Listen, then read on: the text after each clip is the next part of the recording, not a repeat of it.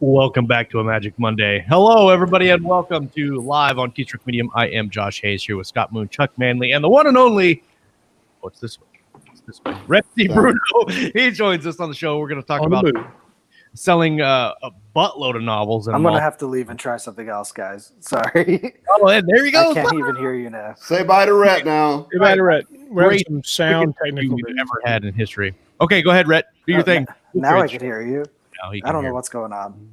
I think you have to rub your belly and your head while you're walking at the same time. That's the only way you can hear us.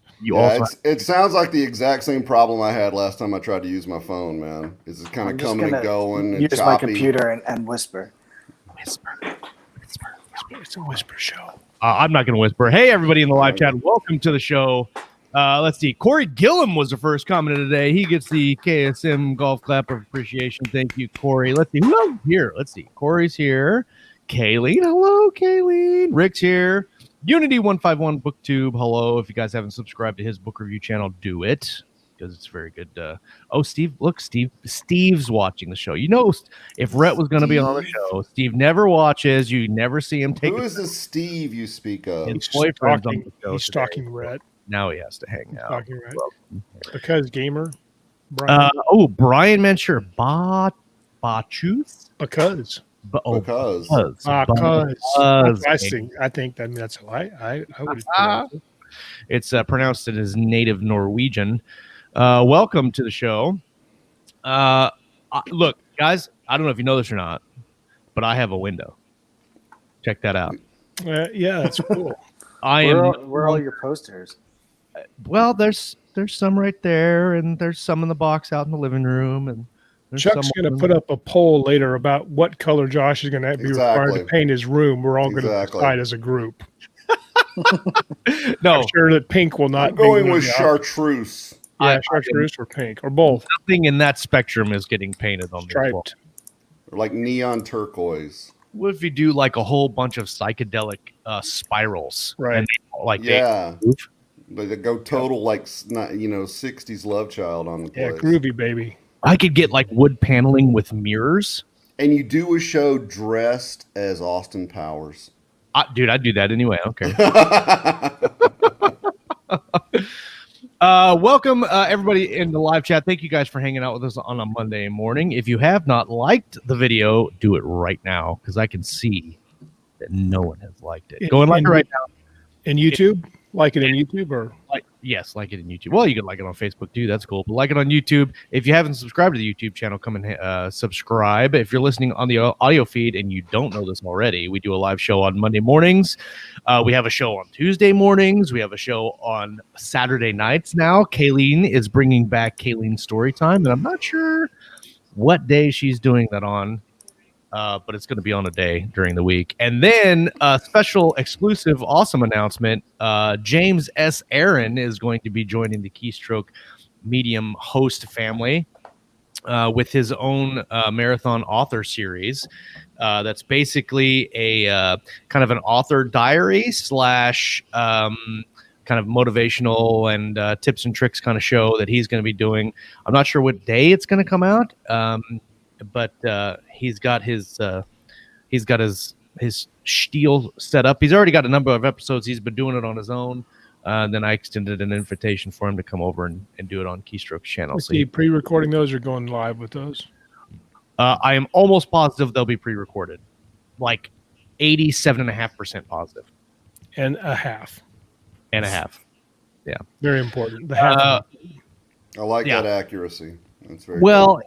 I like to be really precise when we're talking about stuff on the show. You know what else is really precise? What's that? That 1 of 4 people in this picture have Aethon hats on.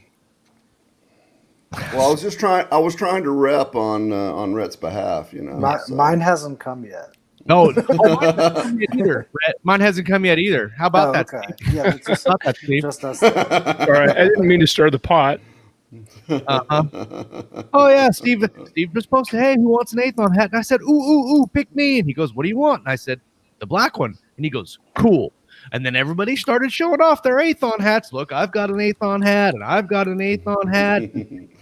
I didn't have one. I know I didn't have one, and so I sent Steve a message, and I said, "Hey, Steve, your buddy Josh, he asked for an Aethon hat," and he get, "No, you didn't," and so I took the screenshot and I approved it, but I'm not bitter.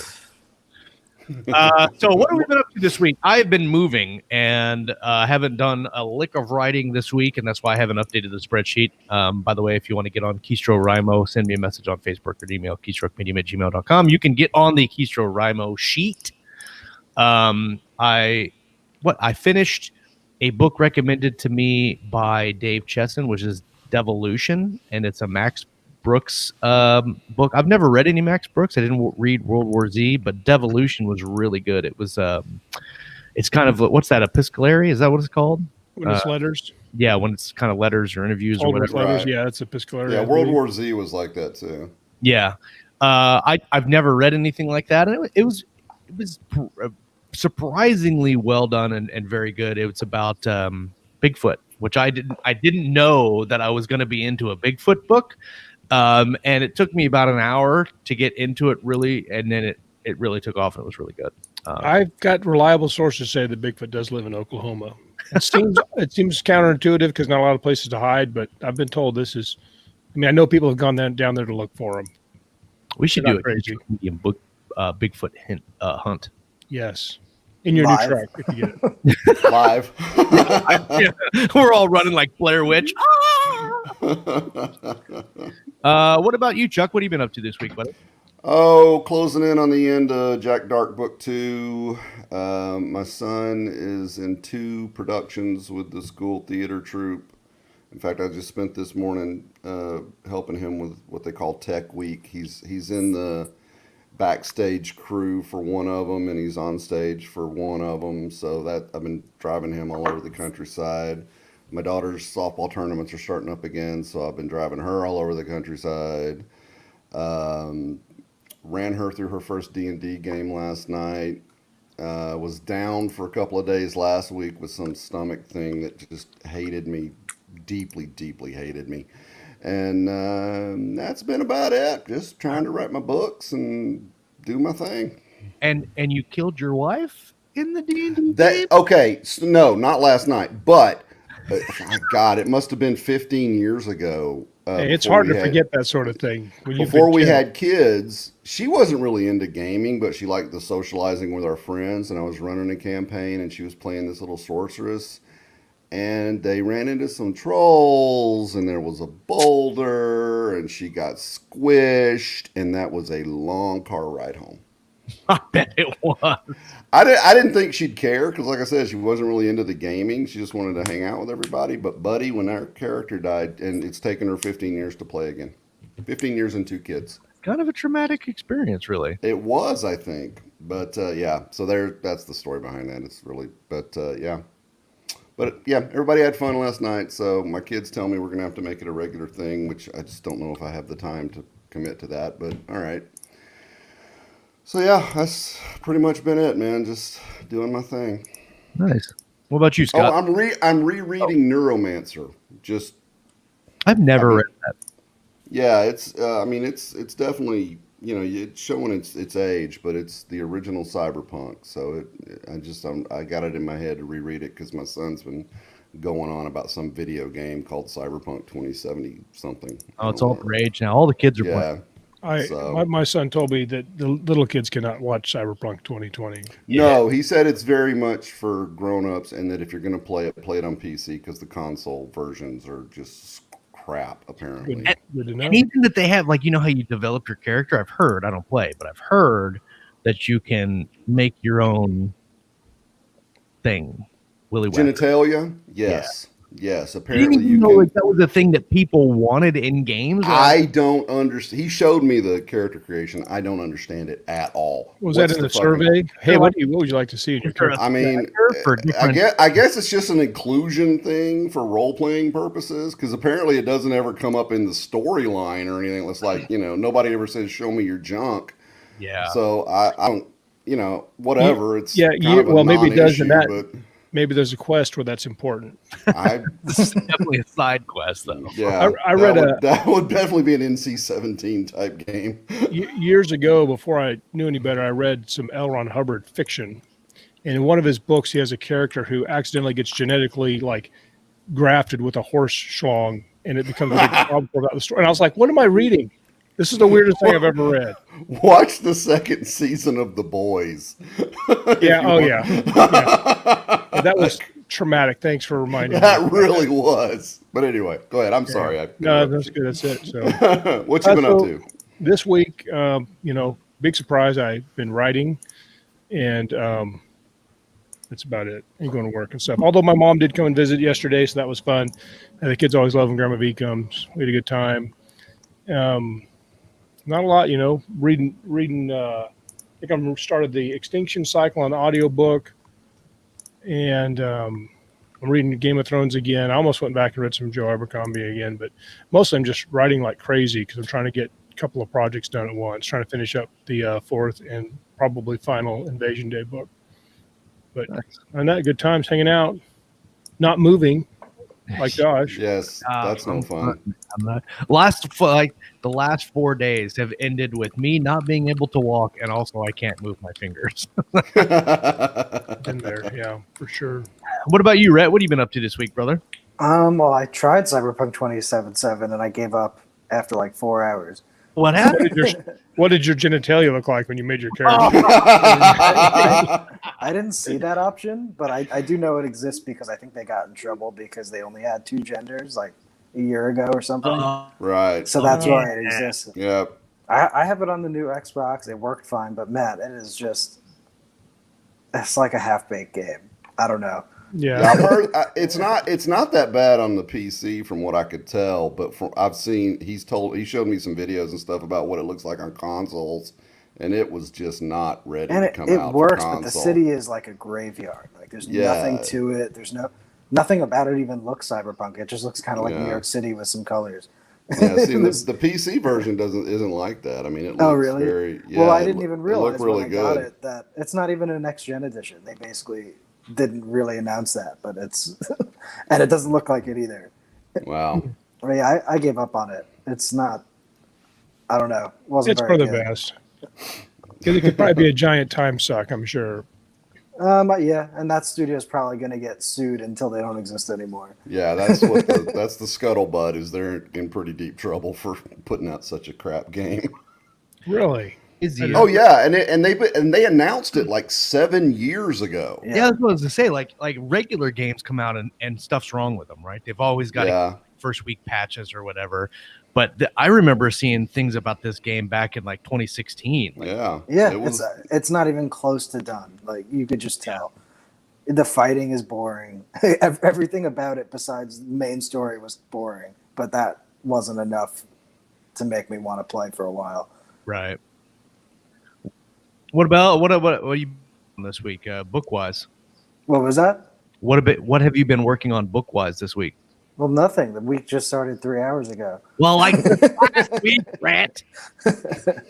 No, we're crazy busy with Aethon stuff, setting up 2021. So nothing much at all. Really. Like launch cycles and stuff. Yeah, well, we kind of have to plan out a whole year, I guess, is what people do now. So we've been really busy with that, trying to get some deals done so we can know what the hell to work on next. Right. So we're in like limbo mode right now. And you just published the Roche. Well, I mean, it republished because it was originally a short story. Yeah, but it's published. I mean, the short story was like 4,000 words. Yeah. Yeah. That let's so you did it as a short story for an anthology, and then you rewrote it as a novel. So the short story technically only goes up to like the end of chapter 1 in the novel version, but basically rewrote that entire chapter and then created a book off of the idea. So it's hard to see what the short story even was because a lot had to change for it to work as a novel. Yeah. But yeah, I basically wrote a chapter 1 intro, and that was the short story, and the book sort of takes it on from there. And it's like a 95,000 word essentially a thriller, but with superhero elements. What gave you the idea for that? Basically wrote it for the anthology, and Yeah. it was just going to be a short story. Then I had this idea for a novel that I wasn't going to do because there's not really a market for dark superhero thrillers in book form. But it was R.C. Bray who liked the idea. He had narrated the short story, so he kind of convinced me to go for it, and the idea just took off, and I wound up writing a pretty long book off of the idea. Well, and it looks like it's been received well, just for all the reviews that I've seen and people talking about it. Yeah, it's probably my best reviewed book ever by far. Oh, really? And it'll probably be my lowest selling book ever, but that's more so to do with the fact that there isn't really there's not a market for this kind of thing. Superhero fiction in general is a hard sell. Yeah, and this is like superhero fiction niche down to super dark with cursing and vigilante. And again, it's structured more like a thriller than anything. But thriller readers don't really want something that's not their classic photograph of a guy with a gun on the cover type of thriller. I mean, you know the covers; they all look the same. And I kind of learned that lesson with my Paragons trilogy too, because I did something. Mine was that's pretty much the same thing. It's got the super elements, got the darkness, but they're really just thriller novels. Yeah, the reviews are, like Josh said, are fantastic. We should read some of them. Go for it. You want me to read it, or you want to read it? You read it? I'll read it. You have pulled up. Just the very top one says, "A gritty noir crime fighting story, the best." Says, "Oh wow, finished 2020 off actually New Year's Eve with an absolute crescendo. Roach is simply a whale of a good yarn, and it goes on and on for a while." The next one is, "This is going to be one of the best books of the year" by Jas P. This is a forever special classic, deserving much praise from an incredible author from Alan McDonald, and they just go on like that. So definitely very, very well received. Best Independent Book Award, Best Indie Book Award winner. Yeah, action and adventure. Very nice.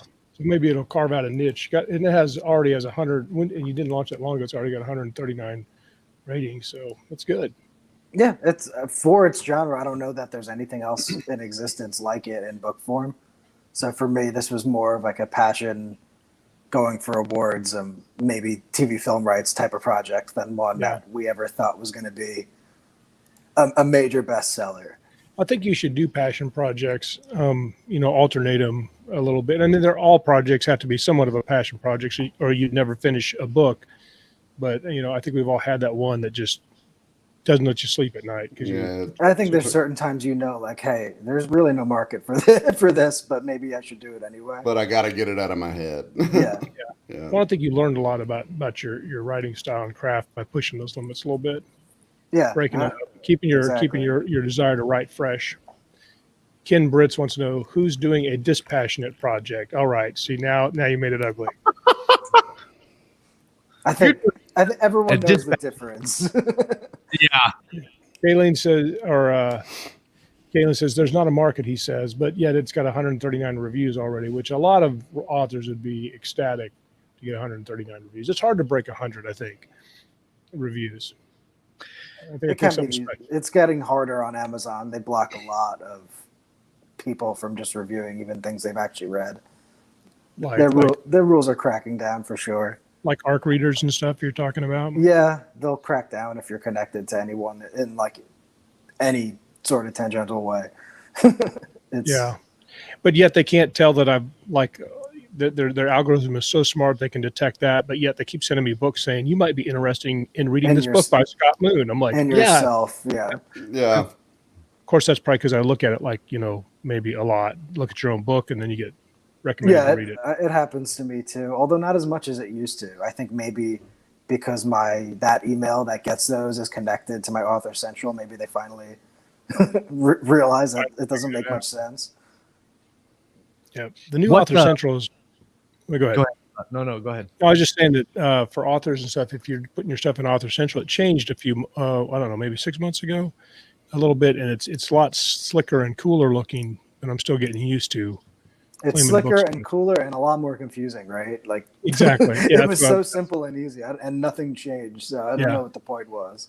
What I did notice is the other day I wanted to add. I had some audiobooks that I wasn't sure if I had claimed them as an author on my profile, and so I went, but it had already automatically claimed them and added them It to happens that. sometimes, yeah. Yeah, so that was nice. So all the books I had, I only ever claimed the ebooks, but it claimed all three versions: the ebook, print book, and audiobook. So that was nice.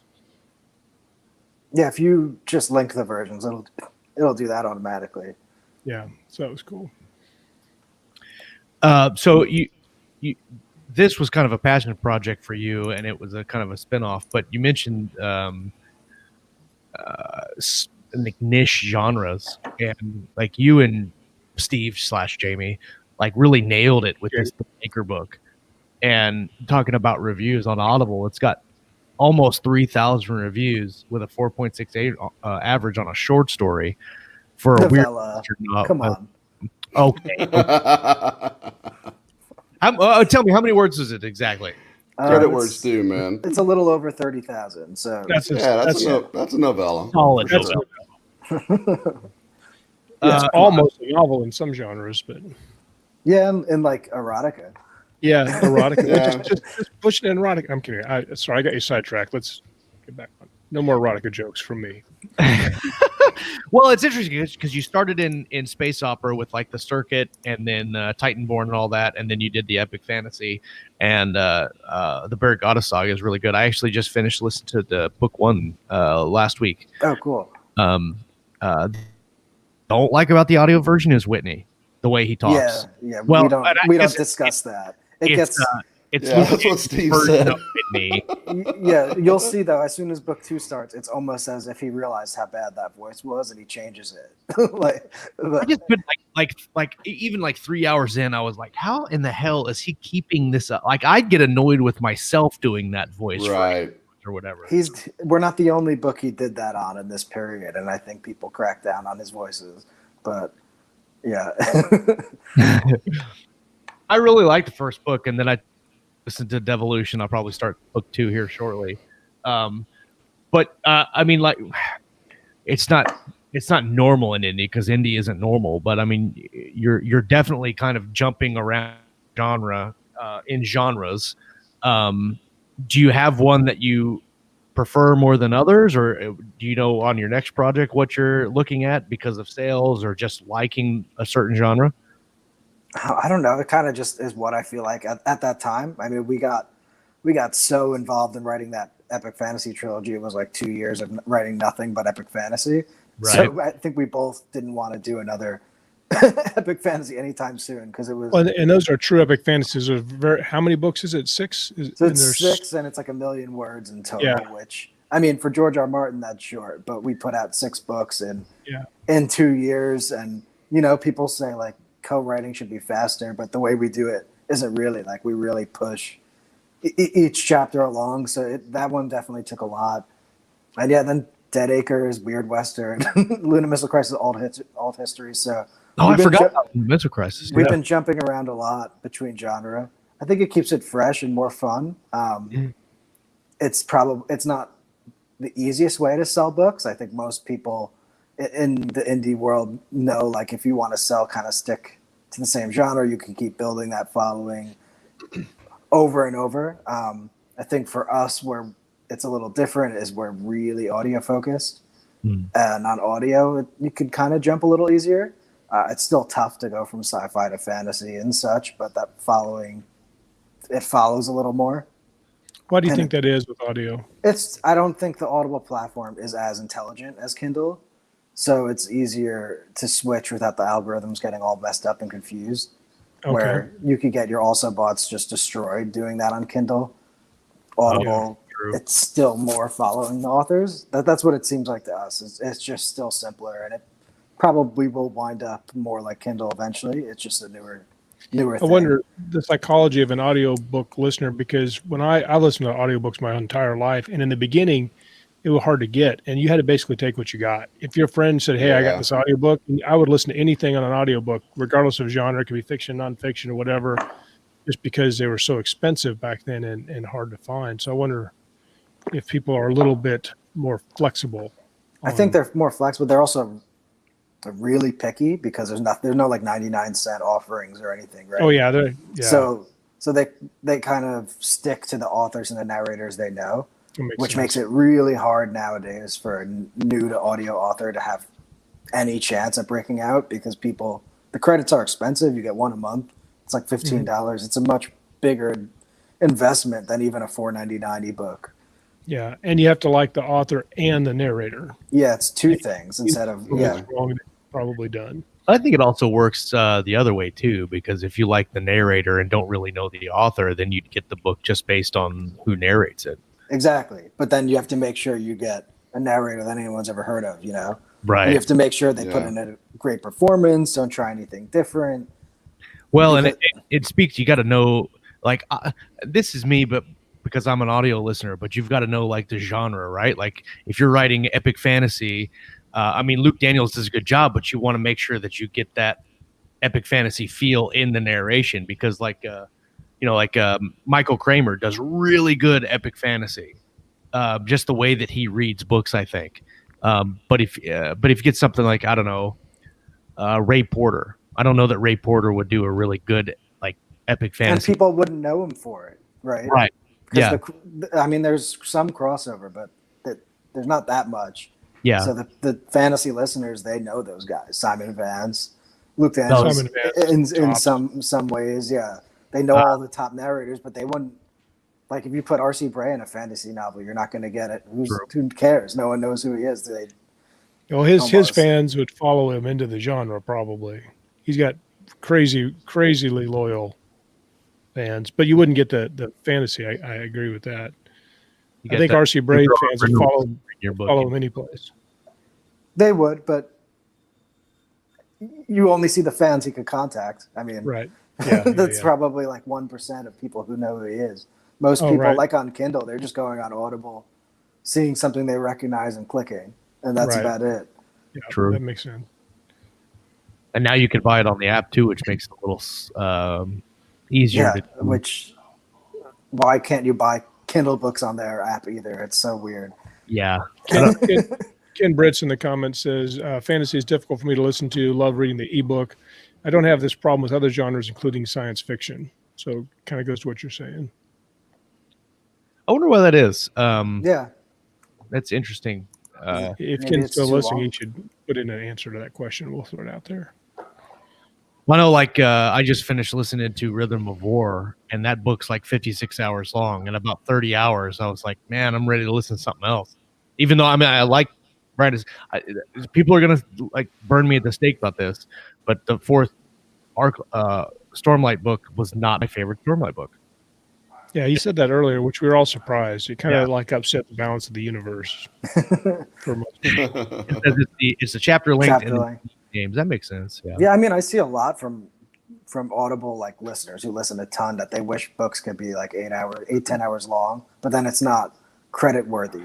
So it's just sort of a system that's forcing people to want to listen to 30-hour long fantasies, even though maybe they don't want to invest 30 hours in one story. Yeah. Well, there's also the fact that some people, you know, you talk about epic fantasy, you're talking about a lot of information to process. Yes. And some people process better listening, some people process better reading. It's just, you know, it's kind of that whole how do you learn thing. A visual versus auditory learning. Right, exactly. So, I mean, because really big epic fantasy like that, I'm kind of with Ken there. I get lost in it, but if I read it, I'm fine. You know, like Josh talking about that 56-hour monstrosity he was listening to. I wouldn't even waste my time. It's such a huge time commitment because unless you're in love with it from the beginning, you're like, am I going to? Because, well, it depends on what I'm doing, like how far I'm having to drive, you know. But a book like that might take me 2-3 months to listen to. Right. Other times it would take me like 3 days if I was, you know, on an over the road trip. But, you know, you're talking about what do I want to do with my next 2 months of my life? Yeah. I mean, if I was in Josh's shoes, I'd just buy the hardback for that book and use it as an anchor for my boat. Yeah. True. Well, now he has a truck. Or hardback. It's just in a box somewhere. He needs to get a bigger truck to pull the extra weight of all the Sanderson books. So that is probably true. Inside scoop, I think that might happen. I'm gonna need. We to talked about trucks before the show, and we're all enormously jealous, and we hate Josh now because he's getting new trucks. Got it. You have to get the coffee through nose at least once every episode and whatnot. Yeah, that might happen. Let's talk about the show sponsor here for a minute before we dive into a whole bunch else. Tom Hottle, I haven't seen him in the live chat today, but Tom Hottle has sponsored this episode of Live on Keystroke Media with his book Storming Armagosa. Hold on, let me get this up in. There we go. I'm gonna kill this blurb just so you know, killing it ahead of time. Murder the blurb. The Doom. storm. Murder it. You guys kill me. The storm has arrived. For Davra Andraste, redemption comes as she accompanies the resistance commander to confront the human warlord fighting against both sides and the newest overlord on Armagosa. For an ambitious politician, control of human evolution is almost in his grasp. Only a very old foe threatens to undo his plans. For Laura Farad, it is his family's last hope to tame the rogue colony called Sile, which humans call Armagosa. For JT Austin, it's a now or never moment to prove himself as he trains to liberate his adopted homeworld. For Amargosa, it's a chance to end a year-long nightmare. The Armagosa trilogy comes to a thrilling conclusion of doom by Tom Hottle. Let me put the link in the live chat. It's copy and paste. I didn't do quite as well a job as Kayleen might have. Kayleen is our resident expert. Fun fact about T.S. Hottle, about good old Tom. He currently is leading the Keystroke Medium word count challenge this month with 50,000 words and more. It's only the 18th. I know he already did a NaNoWriMo. It's like in half a month. That's ridiculous. There's a lot of people That's who have been on the ball in this one, although not everybody, I don't think, has updated their stuff. But there's a whole bunch of people in the 40,000s already this month. Nice. So Don't they have anything else to do? Right? Do something, guys. Move your house or so. Come help me move. Yeah, buy a house. That'd be something to be very productive for everything. So, Storming Armagosa, the Armagosa Trilogy Book 3. Go pick it up right now by T.S. Hottle. It's on Amazon. I put the link in the live chat. It's an affiliate link. We get a little, like a fraction of a percent of the cost of that book. If you click on that link, support the channel and go buy it. Oh, and support Tom too. That might help. Okay, let's get back to the show and let's talk a little about your specific process. You and Jamie have been on, or Steve have been on the show, and you guys are actually coming back on the show in a couple weeks to talk about Aethon and your co-writing and all that stuff. But I'm interested in Rhett's writing process today, and you can't help. You can listen. You can't just hang on Jamie's coattails the whole year. You're gonna have to do something. So when you sit specifically, let's talk about the Roach, since it's your most recent release. It's a solo. When you sit down to write it, planner, plotter, how did you take that idea and flesh it out to the full 95,000 words? So I do outlines, but mostly in my head. So I'll like basically sit on an idea for a few months and sort of plot it out in my head, but I don't really write it down minus notes and like a general outline of what it's going to be, maybe a few paragraphs or something. But I definitely plan ahead, especially for this one, since there's some twists and I had to follow that thriller style where like the thriller has twists and all those things that you sort of need to plot out in advance. That's super interesting because thrillers do require those twists and stuff, and you're so how do you hold that in your head? Do you work on multiple projects and get distracted, or do you just I usually am only doing one at a time. This one was a one at a time, so I think we finished Buried Goddess 6, and then I jumped on this one. It was just like focus on this one for a few months, and I actually wrote this pretty fast compared to how I normally do. First person helps that. I find it. I write faster in first person, especially once I know the character. But yeah, this one it was plotted out, and then the first draft was probably like 70,000 words, and then I went in and there was a lot of adding around the villain, around the final twist reveal at the end to make it feel worthwhile. But yeah, I would say I plotted this one more than I usually do. But again, I'm not big on writing out a big detailed outline, but it was definitely all figured out. I find that really fascinating on two things. And I was going to ask the question if you have any tips for how to do that effectively, if there's anything that works better for you as far as that. And then just the observation that I was having while you were talking is that I will write down a lot of stuff, but then trying to keep it updated, like when I write out an outline, so I could see some advantages to what your method is because you wouldn't have to go back and update and delete stuff and read through what you wrote down in the outline before. So, so are there things like, do you listen to certain music at certain times of day when you do your brainstorming, or any tips like that? Not really. I usually try to listen to music that sort of fits the genre. This one was tough because nothing fits that well. A lot of like Hans Zimmer type Batman things, music wise.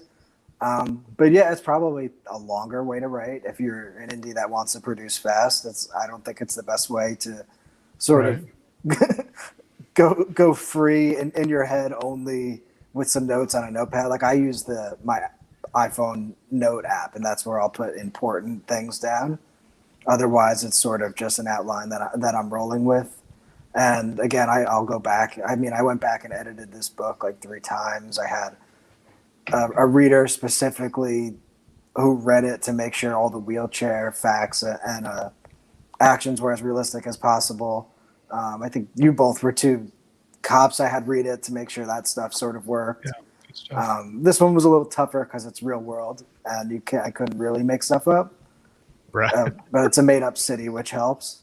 Yeah. But yeah, this book was very traditional in the approach. It was like a write, editor, revise, write, sensitivity, editor, revise, just to make sure everything worked, because it is a main character who's supposed to be a vigilante but is also in a wheelchair, and it has to have enough action to keep people interested, but he can't do much because he can't do the new normal superhero things. So parts of the book become like Detective Batman style.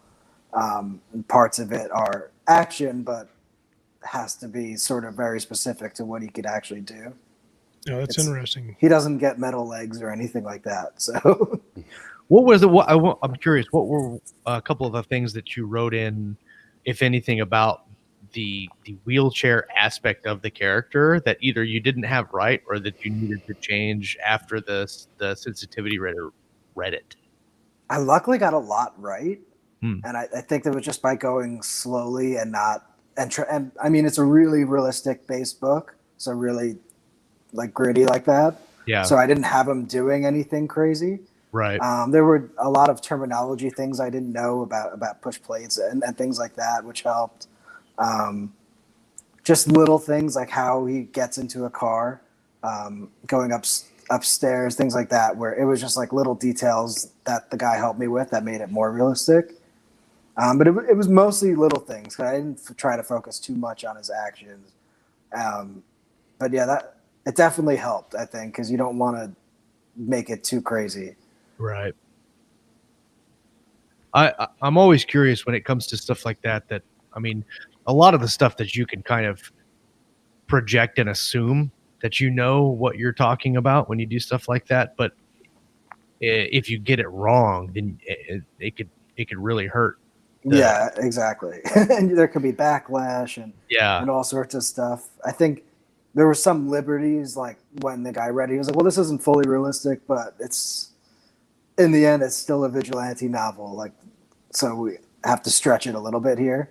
Yeah. Yeah. We've been talking a lot about the wheelchair aspects and all that, but we never really had you give us an explanation of what the book is about, like who the Roach is and what the story kind of is. Yeah, so Roach, it was a vigilante, similar to Punisher, Green Arrow. He's basically like a ruthless vigilante that doesn't really have any rules. That's what sets him apart. He has no codes of conduct. He's sort of an addict to justice. But the book takes place 5 years after he was shot in the spine and is paralyzed. So the book itself is about him sort of coming to terms with the fact that he can't be a vigilante anymore until someone steals his suit and starts pretending they're him. So then it's that plus him trying to sort of secure his legacy, because that's what he's all about. It's hard to say much about the book without giving a lot of what away. Yeah. But that's essentially what it's about. It's a deconstructed hero story. He's not really a hero anymore, and it's sort of him coming to terms with mortality, his condition, and really the fact that he never was a good person.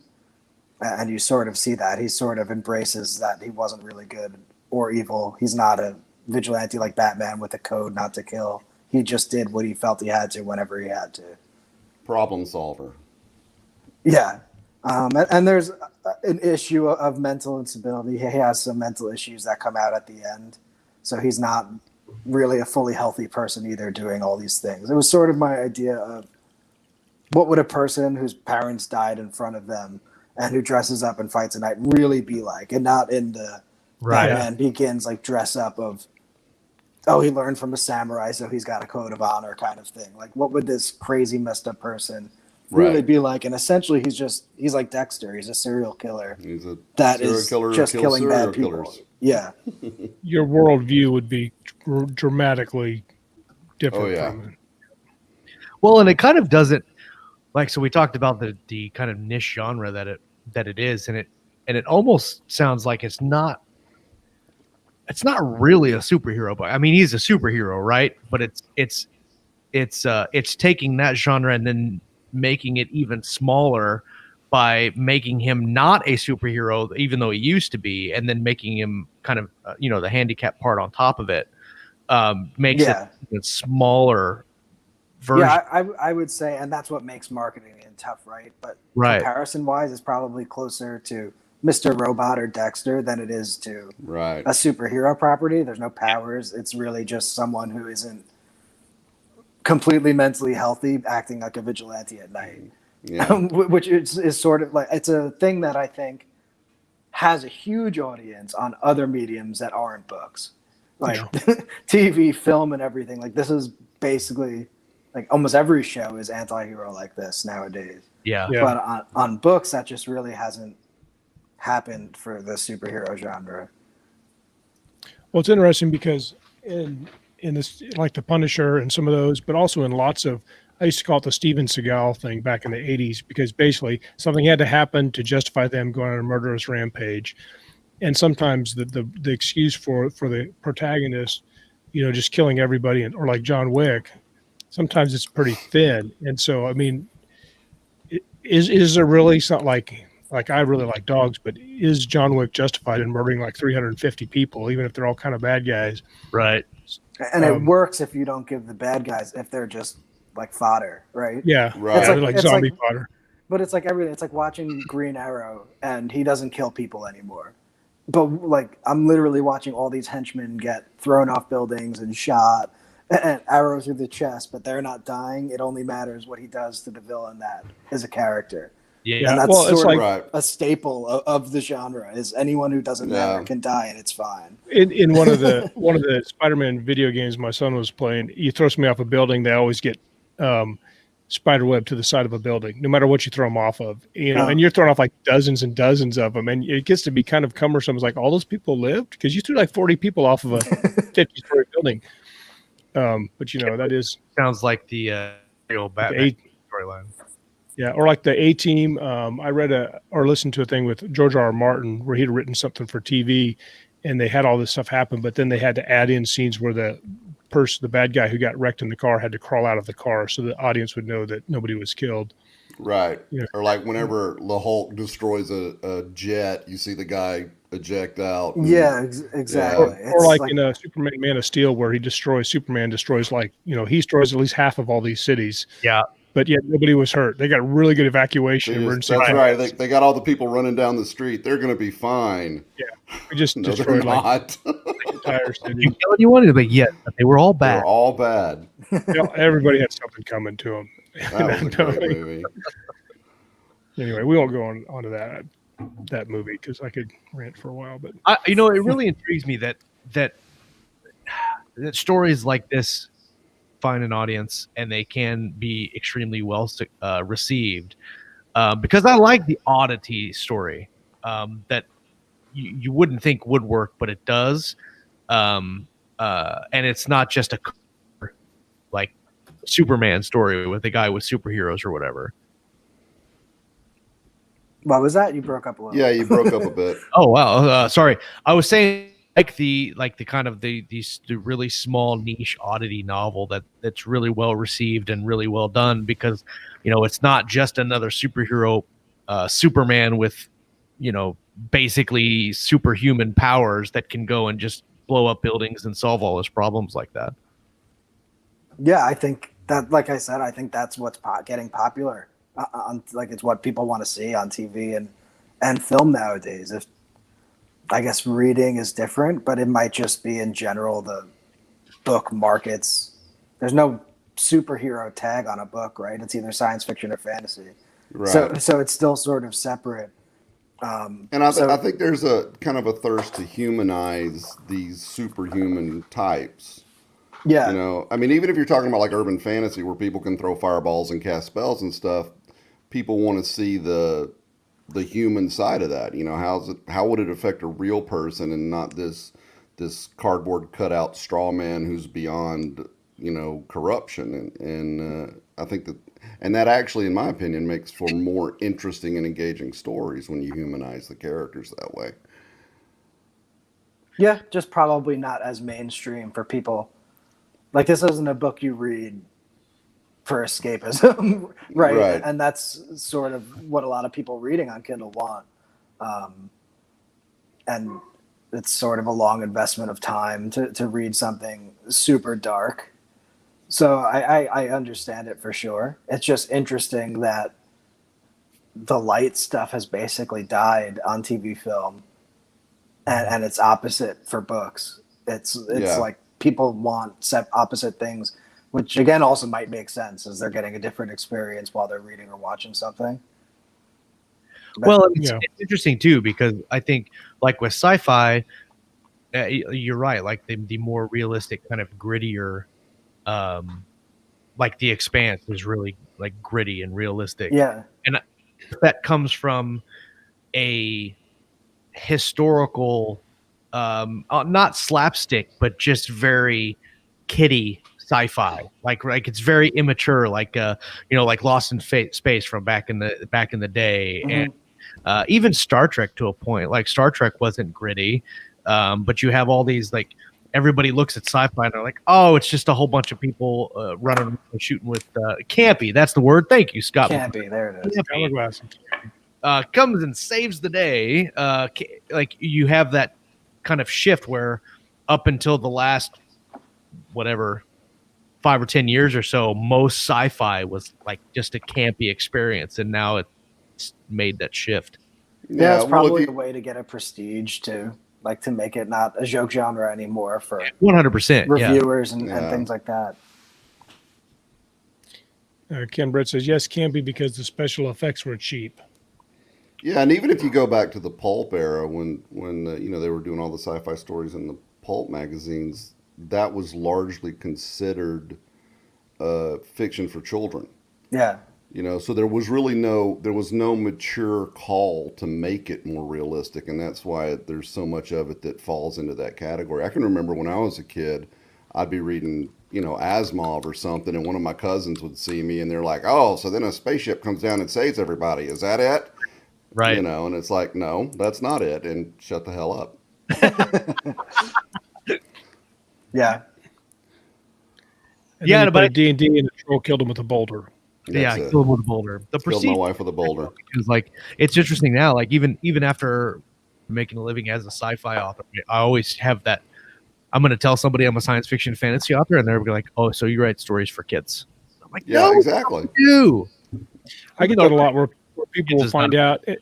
I get that where people will find that out, and they're like, and they want to get the book for their kids who read.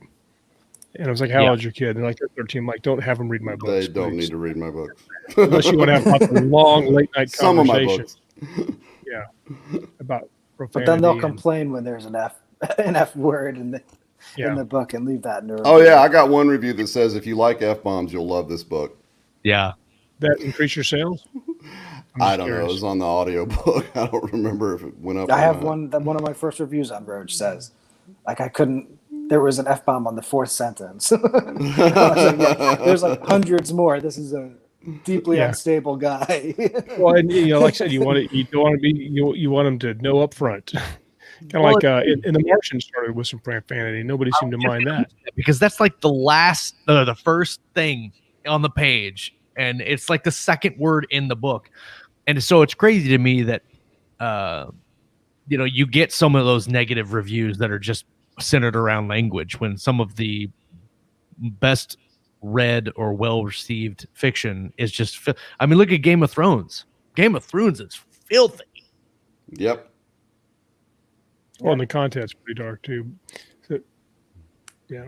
But we're talking about the darker stuff like that. It's interesting because we all believe, and I think it's correct, that it is a smaller niche. But if you find somebody who reads darker fiction, they really seem to like it. Like I really like darker fiction, in whatever genre. Like I remember reading Altered Carbon, the book or the audiobook actually. All the Takashi Kovacs novels are and it's brutal. super dark and brutal, and but also Game of Thrones, The Witcher, all those, they're all different, but they kind of have that kind of gritty realism and stuff, because it makes me more worried about the characters, what's going to happen to them, and the fact that I kept reading Game of Thrones after Eddard Stark died, when I thought he was the protagonist, that I'm still not quite sure why I kept reading. I was like, I don't understand this at all. And the crazy thing is that only works when you go viral like that book. Yeah. But most people, if they did that move, would just get trashed on and no one would keep reading. And I bet there's hundreds, if not thousands, of authors who have tried that, that have started with early books or trying to break out, that have been frustrated because the readers wouldn't tolerate it. Oh yeah. Absolutely. It's crazy what you see in reviews versus you're like, well, that's the most popular thing. Like you said, it's cursing, the main character dies, but it's just outliers like that can't really there's no predicting a lightning strike. Be compared to, yeah.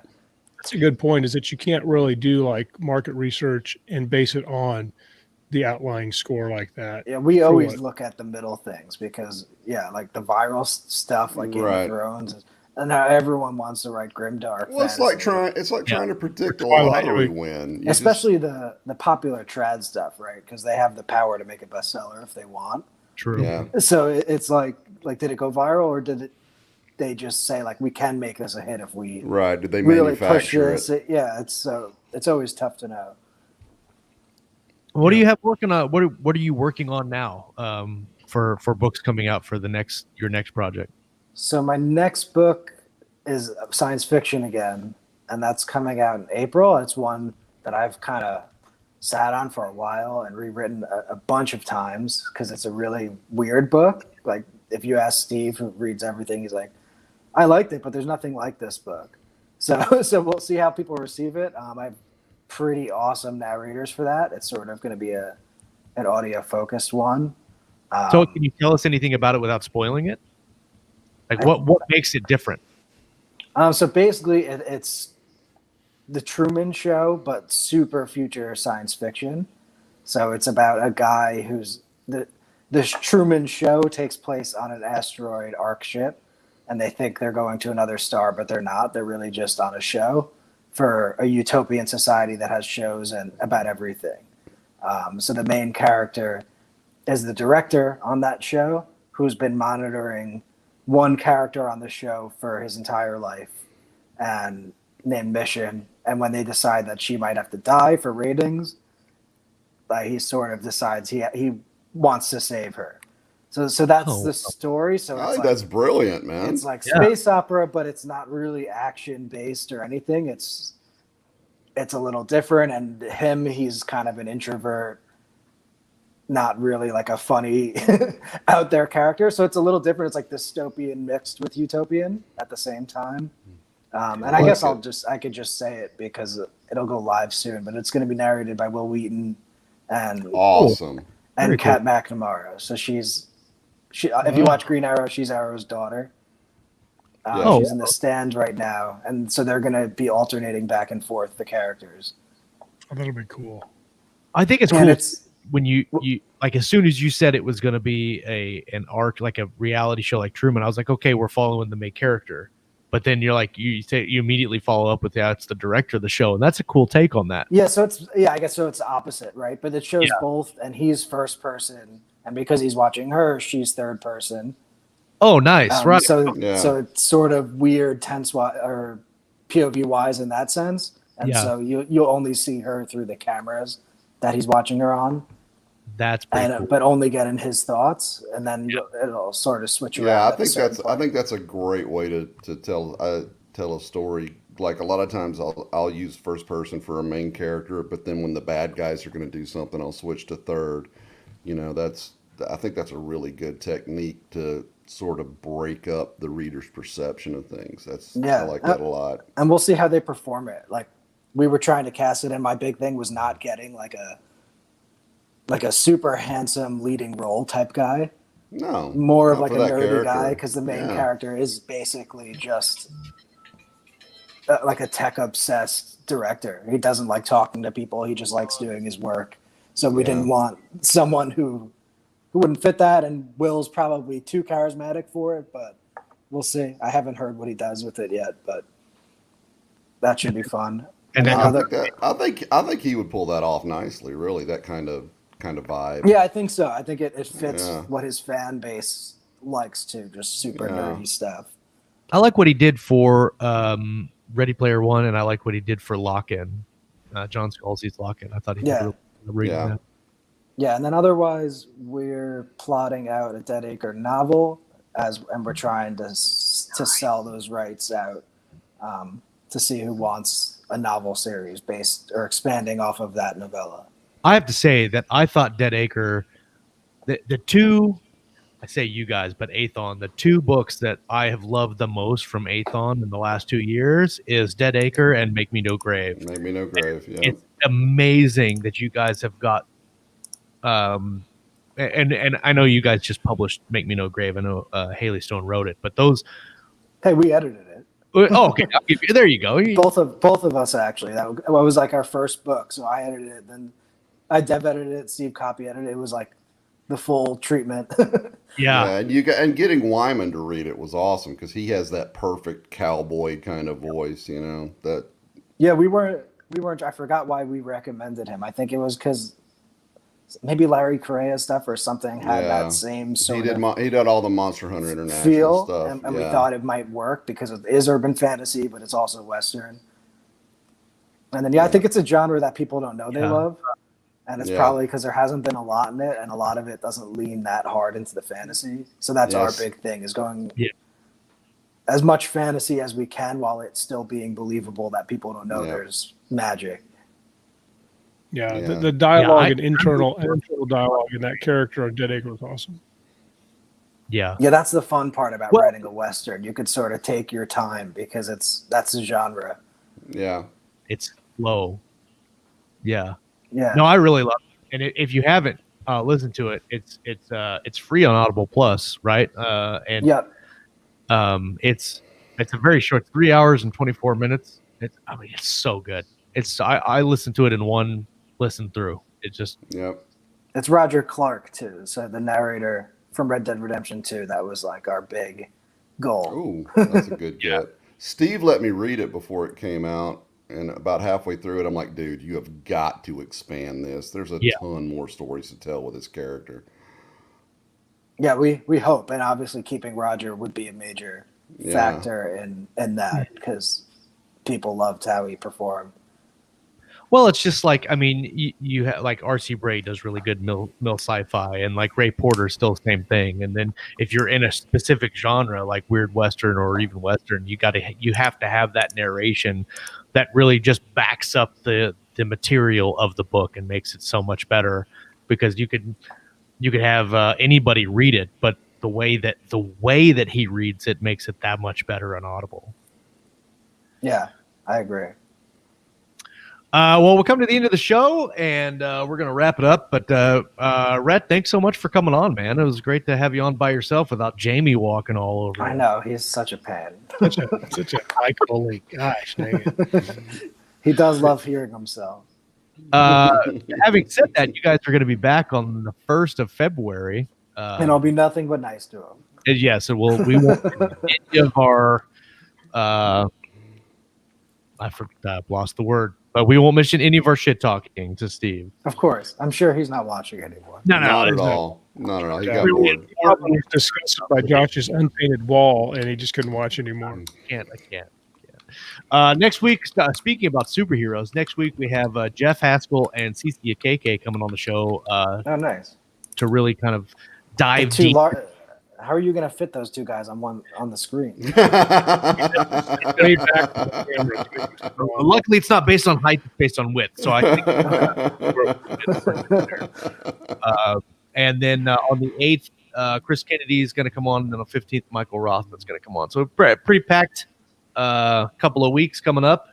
But thanks so much for joining us, man. It's been a great. Thank you guys for having me. Yeah, you bet. Always fun. Everybody in the live chat, thank you guys for hanging out with us today. We appreciate it. Let's see. Ken was in the chat. Scott McGlasson, Patricia Gillen was in there. Corey, hello. If you guys are listening on the audio feed and you haven't subscribed to our YouTube channel, go over to youtube.com/keystroke-medium and give us a subscribe. If you haven't liked this video already, do it right now. Click the like button. It helps. And share. Hit the bell. And share it. Good point. I knew I have you as a co-host for a reason. Thank you guys for hanging out with us on this Monday morning. We'll be back next week. We're going to talk about some writing, some reading, and everything in between right here on Keystroke Medium. Peace.